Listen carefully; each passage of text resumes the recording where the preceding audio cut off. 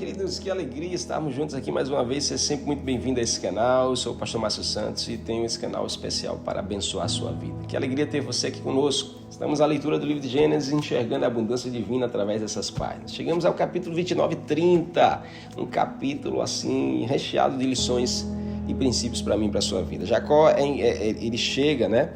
Jacó, ele chega a Padã e ali ele constrói a sua família. Fica conosco do começo até o fim.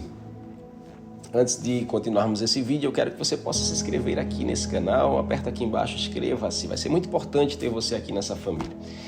Se você pode também dar o teu like, comenta bastante e envia esse vídeo para mais alguém. Quem sabe alguém não seja abençoado através dessa palavra.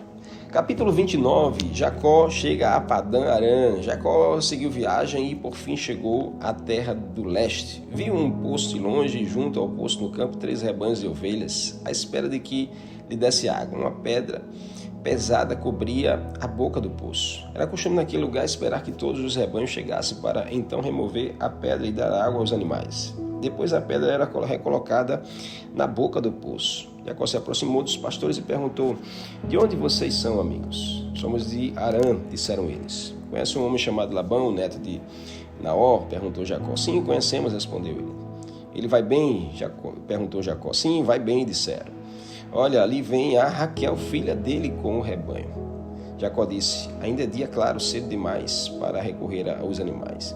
Por que vocês não dão de beber às ovelhas para que elas possam voltar e pastar?" Aqui nesse capítulo você vê começando a história do encontro ali poderoso, o encontro de um propósito de Deus, que era o Jacó se encontrando com a Raquel, né? E aí a gente vê, ele se encontra com a Raquel, filha mais nova do Labão. Então Jacó faz um acordo interessante ali com Labão. Quando ele conhece a sua filha, ele se apaixona por sua filha. Deus toca no coração, havia um plano de Deus ali marcado. E aí a gente vai ver mais à frente, né, que Jacó ele se casa, ele faz uma proposta para Labão, né? Labão diz: "Olha, eu te dou a minha filha, mas você vai ter que trabalhar 7 anos de graça para mim." E aí Jacó assume esse acordo. Jacó acha louvável trabalhar de graça para Labão para ter a sua filha em casamento, né? O amor ali estava falando mais alto e ele estava, né, com essa direção de construir uma família exatamente ali na casa do seu tio, assim como o seu pai tinha abençoado e aconselhado que fizesse. Então Jacó ele vai e se casa, é uma grande festa, ele toma do vinho, ele se alegra por se casar com a mulher que ele estava amando. Porém, o Labão, você sabe muito bem, a gente já falou disso em episódios passados, que Labão é aquele homem que representa o interesse próprio, um interesseiro, né? Aquele que é um enganador, aquele que só busca os interesses pessoais. Então Labão ele engana Jacó e ele não coloca a Raquel, ele coloca a Lia, que era a filha mais velha, e aí ele coloca a Lia, né? Um véu no rosto. Jacó casa sem perceber que estava casando com a irmã no lugar de Raquel. Então, Jacó é enganado pelo tio, né? Verso 25, diz assim: "Na manhã seguinte, quando Jacó acordou, viu que era Lia, ou em outra tradução, Léia. Então Jacó perguntou a Labão: 'O que o Senhor fez comigo? Trabalhei 7 anos por Raquel, porque o Senhor me enganou?' Labão respondeu: 'Aqui não é costume casar a filha mais nova antes da mais velha. Espere, contudo, até terminar a semana de núpcias, e eu também lhe entregarei Raquel, desde que você prometa trabalhar mais 7 anos para mim.' Jacó concordou em trabalhar mais 7 anos. Uma semana depois de Jacó ter se casado com Lia, Labão lhe entregou Raquel." Então, a Bíblia diz aqui que Jacó não precisou esperar mais 7 anos para casar com a sua amada. Jacó casou assim que terminou a semana de núpcias, porque naquele tempo eram 7 dias de festas, né, para celebrar. Tudo que era de celebração, de festa, se reportavam a 7 dias, uma semana. Então, uma semana de festa de casamento. Quando terminou a festa do casamento, a núpcias, Jacó ele se casa com Raquel, com a promessa de trabalhar mais 7 anos. Então, ele não teve que esperar 7 anos para casar. Ele casou-se na outra semana e trabalhou mais 7 anos de graça para Labão. Então, Jacó é o enganador, agora ele é enganado. Lembra que ele enganou o seu irmão, enganou seu pai dentro de uma trama com a sua mãe? Agora ele está colhendo de um fruto que ele plantou. Então nós precisamos ter alguns cuidados aqui com essas lições, esse princípio. Lembra que o livro de Gênesis é um livro de padrão. Deus está estabelecendo aqui padrões importantes para mim e para a sua vida. Quais são os cuidados? Primeiramente, nós precisamos entender que a gente precisa plantar coisa boa para colher coisa boa. Então, ame, sirva, honre. Isso é uma plantação boa para que você possa colher coisas boas. Aquilo que a gente planta, a gente colhe, como diz em Gálatas capítulo 6. Nós precisamos abrir nossos olhos para entender a nossa semeadura. Deus te dá as sementes para plantar e Deus te dá pão para comer. Não coma as sementes, use as sementes para serem plantadas. Plante coisas boas e você colherá coisa boa. Isso é um princípio para a vida e nós precisamos entender isso. Começar a mudar nosso tipo de semeadura. Talvez você não está semeando, talvez está semeando com a mentalidade de escassez. Comece a mudar isso, comece a semear boas sementes, comece a semear sementes grandes para que você colha coisas grandes. Segundo, não julgue a colheita alheia. Não olhe para o que o outro está colhendo e você está julgando, dizendo que ele está pagando um preço, que ele está colhendo, que ele está sendo condenado, ele está amaldiçoado. Não julgue a colheita alheia, não fique torcendo para alguém colher coisa ruim, né? Pare com esse sentimento que não vem de Deus para você.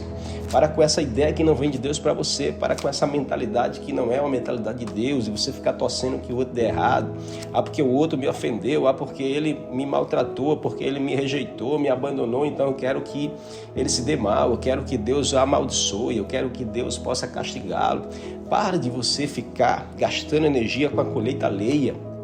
Você deve gastar energia com a sua semeadura, você deve gastar energia com a sua colheita. Então, comece a olhar para a sua colheita hoje. Talvez você não está colhendo o que você queria, porque você não está plantando o que deveria.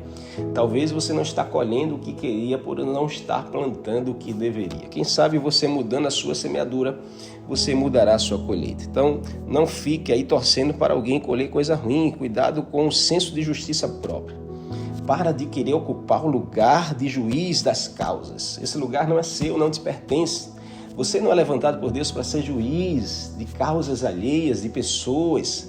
Porque essa pessoa merece ser castigada, porque essa pessoa merece ser amaldiçoada. Esse lugar não é seu, não te pertence, tá bom? Então, para de você se preocupar com a sua semeadura. Uma semente, ela é muito poderosa nas nossas mãos. Você sabe que uma semente, ela não faz barulho para ela crescer, né? Então, a árvore, ela cresce, tá certo? Em silêncio. Porém, quando a árvore é derrubada, ela faz um barulho enorme. Então, fica atento a esse princípio, tá certo? Aquilo que Deus está te dando a oportunidade para você fazer crescer, não precisa de barulho, mas as coisas que são destruídas por nossas mãos, elas fazem muito barulho. Então, fica atento a isso. A Bíblia diz que uma semana depois Jacó se casa com Raquel. Os filhos de Jacó e Lia, né? E a Bíblia vai dizer que Lia era desprezada. Verso 31 e verso 32 diz: quando o Senhor viu que Lia não era amada, permitiu que ela tivesse filhos. Raquel, porém, era estéril. Olha a percepção aqui de coisa poderosa. Deus viu que Lia era desprezada, que ela não era amada. Então, Deus vai lá e permite que ela possa gerar filhos. Deus permite que ela possa engravidar e formar uma família. Então, Lia vem trazer a geração, né? Judá foi um filho de Lia. Olha que coisa incrível. Judá foi filho de Lia. A esposa valorizada era Raquel, mas aqui nasce a geração do Salvador. É a esposa desprezada, era Lia. O que Deus valoriza é diferente do que eu e você valorizamos, talvez. O que Deus valoriza é diferente do que o mundo valoriza. Deus viu que ali era desprezada, então Deus vai lá e faz com que ela gerasse Judá, que vem da genealogia de Jesus, algo poderoso, né? Algo que só Deus pode explicar. O que Deus valoriza é diferente do que o mundo valoriza. Não perca de vista o que Deus valoriza e o que Deus está fazendo na sua vida e através de você. Deus viu que Lia não era amada e deu a ela 4 filhos. Deus usa quem Ele quer.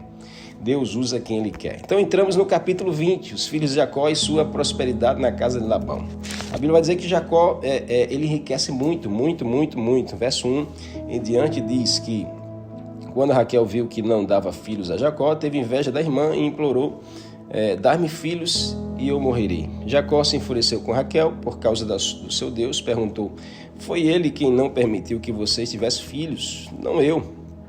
Então a proposta de Raquel para Jacó: perceba que foi a mesma proposta de Sara, né? Eu te darei a minha serva para que você me dê filhos. Então, uma esposa incompleta por não gerar. Maternidade por subvocação aqui. Eu te dou a minha serva, você gera nela e ele passará a ser nossos filhos. Então, Raquel estava preocupada com o marido. A razão de não poder gerar, né? Isso estava consumindo a Raquel e tirando dela uma sabedoria de lidar com isso. Então, no lugar de colocar a situação nas mãos de Deus, Raquel estava tentando controlar a situação. Quantas vezes nós não erramos aqui? Queremos tomar o controle da mão de Deus. Situações difíceis que você está vivendo hoje, você precisa colocar na mão de Deus. Você precisa deixar que Deus tome o controle e Deus faça acontecer. Acredite, Deus sempre sabe o que é melhor. Verso 22 ao 24 do capítulo 30, finalmente, depois dos outros filhos, nasce José. E aí chega o filho da Raquel. A Bíblia diz aqui: então Deus se lembrou de Raquel e, em resposta às suas orações, permitiu que ela se tornasse fértil. Ela engravidou e deu à luz um filho. Deus tirou a minha humilhação, a minha vergonha, declarou. E o chamou de José, pois disse: que o Senhor me acrescente outros filhos. Então José representa isso, Deus tirando a vergonha, Deus tirando a humilhação. Você vê José nascendo e Jacó escolhe José como filho predileto, e porque era o filho da sua amada, pois o filho da sua esposa que ele amava. Então Jacó, a Bíblia vai dizer que ele vai enriquecendo, usando de uma estratégia, e ele aqui, uma estratégia de colocar na mão de Deus. Todas as vezes que você coloca na mão de Deus, Deus fará prosperar, Deus fará você crescer. Então eu vou ficar com a parte do rebanho não atrativa para você e acaba enriquecendo com isso. Verso 43, ele usa essa estratégia, dizendo assim: o resultado foi que Jacó se tornou muito rico, dono de grandes rebanhos e também de servos e servas, muitos camelos e jumentos. O capítulo termina falando de como ele enriqueceu, como ele prosperou, como Jacó ficou próspero. Então Deus ia abençoando Jacó, colocou nas mãos de Deus aquilo que ele não poderia controlar.